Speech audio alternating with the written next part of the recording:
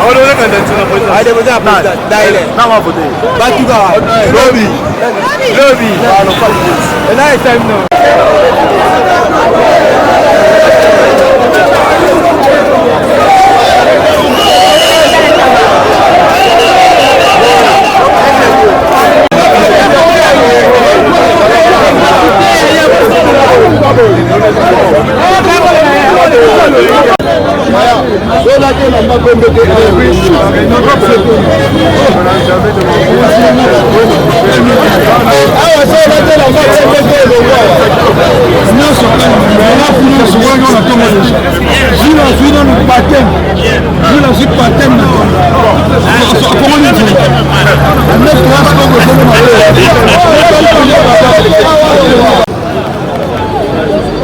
Aigle du Congo toujours en marche, au moins on a déjà la mise.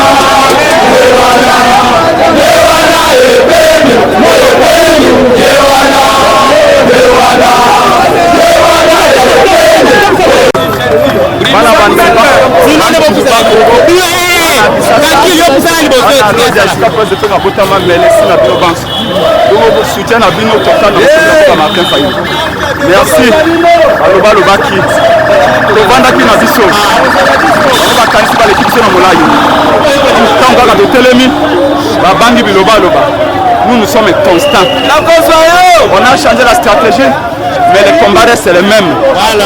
Nous ne sommes pas comme Félix qui trahit ses accords. Nous on a signé l'accord avec personne. Nous voulons à la gauche, nous avons la droite. Pour l'intérêt à peuple là pour souffrir. Ouganda va 3 km à Bokanabis. Félix excellence de mort à Banga Boykoloba. Même à tous les ensemble de Boykoloba. Kaka Fayulu, Kaka Penge. Peuple a eu vérité. Combat où la vérité des urnes, la transparence, vous allez combattre la génération la puissance. Dans 20 ans, payer des avions pour donner des emplois. Mais c'est pour les élections.